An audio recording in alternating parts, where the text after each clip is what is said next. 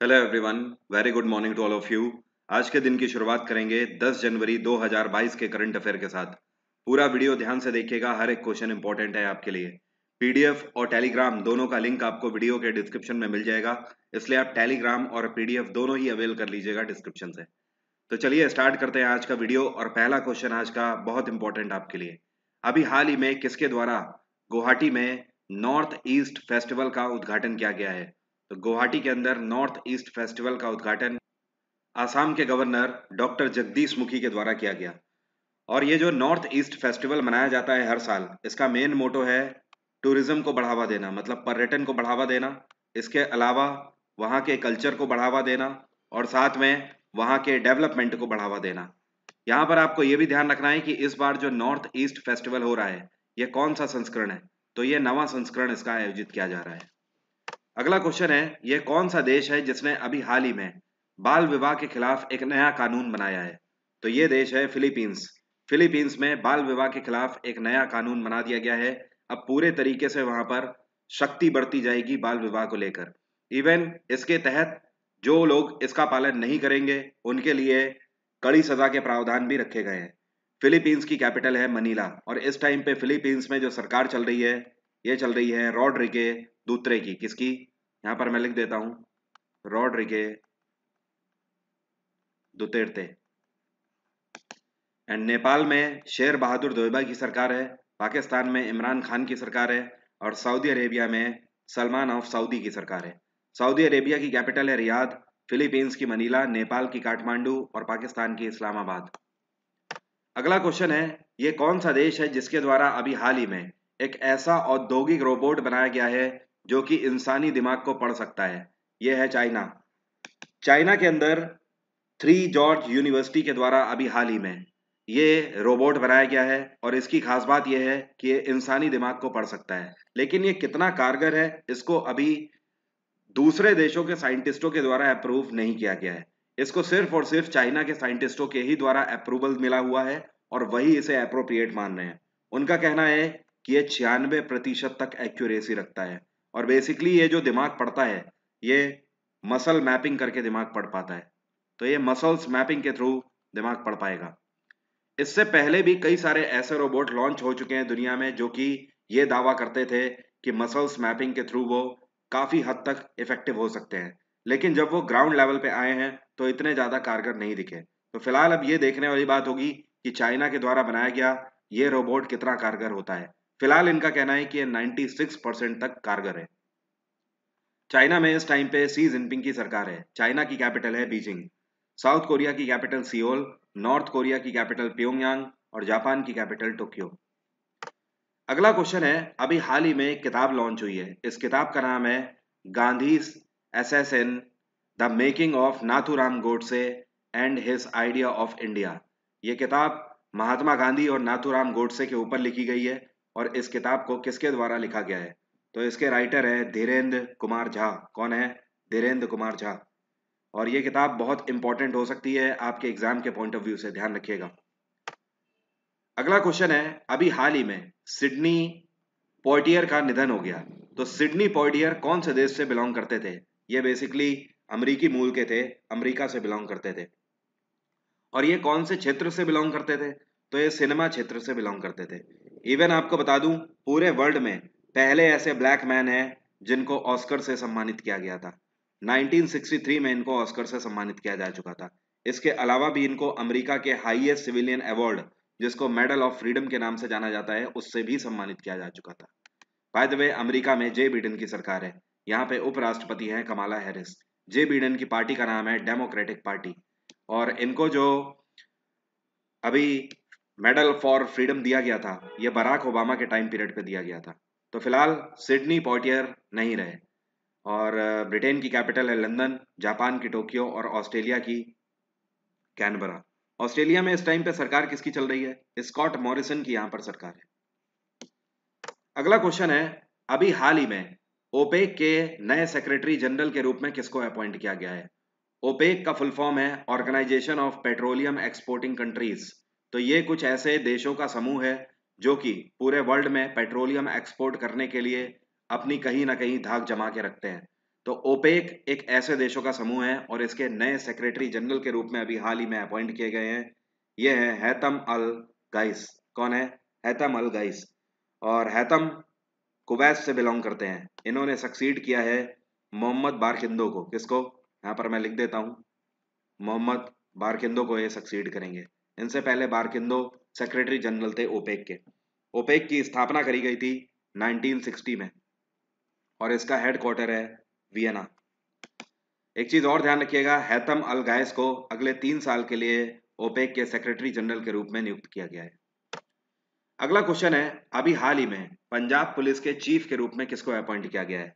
तो ये senior IPS officer हैं वीके बावरा। कौन है? वीके बावरा। ये बनाए गए हैं पंजाब पुलिस के नए चीफ। और वीके बावरा सक्सीड कर रहे हैं सिद्धार्थ चट्टोपाध्याय को। और पंजाब में इस टाइम पे चांदनी सरकार है। इस टाइम पे पंजाब सरकार न्यूज में भी चल रही है, आपको पता ही है। प्रधानमंत्री नरेंद्र मोदी का दौरा रद्द हो गया इस वजह से। और पंजाब में गवर्नर कौन है? बनवारी लाल पुरोहित। अगला क्वेश्चन है, केवीआईसी जिसको हम लोग खादी विलेज इंडस्ट्रीज कमीशन के नाम से जानते हैं, इनके द्वारा भारत में पहली बार mobile honey processing van launch करी गई है। कौन सी जगह में? तो केवीआईसी ने उत्तर प्रदेश के गाजियाबाद में, मतलब एनसीआर के अंदर, भारत की पहली mobile honey processing van launch करी हुई है। अब देखिए ये हनी प्रोसेसिंग वैन क्या करेगी। ये यूपी के अंदर जितने भी किसान हैं जो कि मधुमक्खी पालन करते हैं और शहद का उत्पादन करते हैं, उनके पास जा जाके शहद को कलेक्ट करेगी। और उसके बाद जो शहद जब कलेक्ट किया जाता है तो वो पूरे तरीके से प्रोसेस नहीं होता है, उसको फिल्टर किया जाता है। तो इसी वैन के अंदर कई सारे ऐसे फिल्टर्ड इक्विपमेंट लगे हुए हैं जो कि इस शहद को प्रोसेस करने का काम करेंगे। आपको पता है इस वैन के अंदर लगे हुए इक्विपमेंट्स 300 किलो शहद मात्र 8 घंटे में प्रोसेस कर सकते हैं। कितने घंटे में? 8 घंटे में। इस वैन को बनाने में 15 लाख रुपए की लागत आई है। इसको गाजियाबाद के अंदर एक गांव है जिसको बोलते हैं सिरोरा गांव, सिरोरा गांव से इसको लॉन्च किया गया है। And khadi village industries commission की बात करें तो इसकी स्थापना 1956 में करी गई थी। इसका हेडक्वार्टर है मुंबई और इसके चेयरपर्सन है विनय कुमार सक्सेना। कौन है? विनय कुमार सक्सेना। अगला क्वेश्चन है, ये कौन सा बैंक है जिसको अभी हाल ही में UI path automation excellence award 2021 से सम्मानित किया गया है? तो UI path automation excellence award 2021 से सम्मानित किया गया है साउथ इंडियन बैंक। और ये अवार्ड साउथ इंडियन बैंक को इसलिए मिला है क्योंकि इन्होंने बैंकिंग में रोबोटिक्स का यूज किया है। मतलब बैंकिंग को इन्होंने और बेहतर टेक्नोलॉजी के टर्म में यूज किया है, इस वजह से इनको सराहा गया। और साउथ इंडियन बैंक की स्थापना करी गई थी 1929 में। इसका हेडक्वार्टर है थ्रिसुर। क्या बोलते हैं? थ्रिसुर, केरला के अंदर पड़ता है। और इस टाइम पे इसके सीईओ है मुरली राम कृष्णन। मुरली राम कृष्णन। और पेटीएम पेमेंट्स बैंक का हेडक्वार्टर है नोएडा। जम्मू कश्मीर बैंक का हेडक्वार्टर है श्रीनगर। और करूर वैश्य बैंक का हेडक्वार्टर है करूर। अगला क्वेश्चन है, अभी हाल ही में धनुष्का गुणथिलका, ये जो आपको पिक्चर में दिख रहे हैं ये खिलाड़ी हैं और इनका नाम है धनुष्का गुणथिलका। इन्होंने अभी हाल ही में टेस्ट क्रिकेट से रिटायरमेंट अनाउंस कर दिया। ये कौन से देश के खिलाड़ी हैं? तो गुणथिलका श्रीलंकन खिलाड़ी हैं। इन्होंने रिटायरमेंट अभी हाल ही में अनाउंस कर दिया। और श्रीलंका की कैपिटल जयवर्धनेगोट्टे कोलंबो, बांग्लादेश की ढाका, पाकिस्तान की इस्लामाबाद और भारत की नई दिल्ली। अगला क्वेश्चन है, अभी हाल ही में भारत की एक फाउंडेशन ऑर्गेनाइजेशन है जिसको बोलते हैं अक्षय पात्र फाउंडेशन। इन्होंने कौन सी वर्ल्ड ऑर्गेनाइजेशन के साथ पैक्ट साइन किया है? तो भारत की अक्षय पात्र फाउंडेशन ने हाथ मिलाया है वर्ल्ड फूड प्रोग्राम के साथ। और इसका मेन मोटो ये है कि पूरे भारत के अंदर जितने भी प्राइमरी स्कूल्स हैं उनमें मिड डे मील जो है, जो मतलब बच्चों को लंच दिया जाता है, उसकी गुणवत्ता को और बढ़ाया जाए।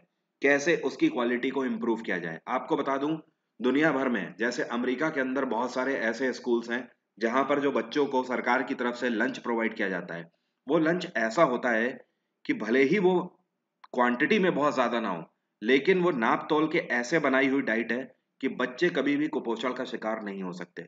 बच्चों को प्रॉपर प्रोटीन भी मिलेगा, फैट भी मिलेगा, कार्बोहाइड्रेट भी मिलेगा, न्यूट्रिशंस भी मिलेंगे, विटामिन भी मिलेगा, सब कुछ मिलेगा। तो एक ऐसा मील तैयार करने के लिए वर्ल्ड फूड प्रोग्राम के साथ अक्षय पात्र फाउंडेशन ने हाथ मिलाया है। अक्षय पात्र फाउंडेशन की स्थापना साल 2000 में करी गई थी। एंड डब्ल्यूएफपी की अगर बात करें तो इसकी स्थापना 1961 में करी गई थी। इसका हेडक्वार्टर है रोम। और इस टाइम पे इसके प्रेसिडेंट हैं डेविड बेस्ली। क्या नाम है, यहाँ पर मैं लिख देता हूँ, डेविड बेस्ली। एंड WFP का तो हेडक्वार्टर आपको पता ही लग गया, रोम। वर्ल्ड बैंक का हेडक्वार्टर वाशिंगटन, यूनेस्को का हेडक्वार्टर पेरिस और यूनिसेफ का हेडक्वार्टर न्यूयॉर्क। अगला क्वेश्चन है, India has resumed export of mangoes to which country after 2.5 year.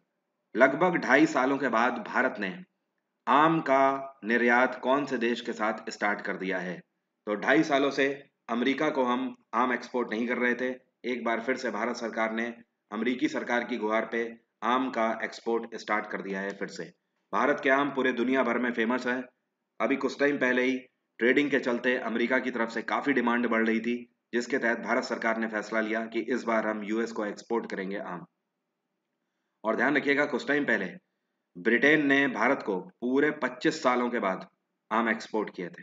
ठीक है, तो ये न्यूज़ है 2021 की। तो अब 2022 के शुरुआत में अमेरिका के साथ हमने अपना एक्सपोर्ट खोल दिया है। ठीक है, एंड अमेरिका में जे बिडेन की सरकार है और ब्रिटेन में बोरिस जॉनसन की सरकार है। सिंगापुर में इस टाइम पे सरकार है हलीमा याकूब की। किसकी? हलीमा याकूब। और अफगानिस्तान में अभी कुछ ही टाइम पहले तालिबान के द्वारा नई सरकार बना के मुल्ला अखुंद को यहाँ का प्रधानमंत्री अपॉइंट किया गया है। ध्यान रखिए, केवल आपके पास 2 दिन बचे हुए हैं। आज है 10 तारीख, कल 11 और परसों 12 तारीख से मेरा फुल बैच स्टार्ट हो रहा है अनअकैडमी प्लस में। आपके पास 2 दिन है, आप इन 2 दिनों में अनअकैडमी सब्सक्राइब कर सकते हैं और इस बैच का पूरा फायदा उठा सकते हैं। वरुण 777 डिस्काउंट कोड आपको बेस्ट ऑफर्स दिलाएगा और साथ में 10% का एक्स्ट्रा डिस्काउंट भी आपको मिल जाएगा। इस बैच में history, polity, geography, science, eco में सब कुछ आपकी कवर करूंगा। फिर चाहे आप SSC दीजिए, रेलवे दीजिए, PCS दीजिए, कोई भी आप एग्जाम दीजिए, आपको कोई भी किताब छूने की जरूरत नहीं है। अगला क्वेश्चन है, who has dedicated automatic generation control to the nation. अभी हाल ही में पूरे देश को ऑटोमेटिक जनरेशन कंट्रोल किसके द्वारा समर्पित किया गया? यह है राजकुमार सिंह। और राजकुमार सिंह कौन है?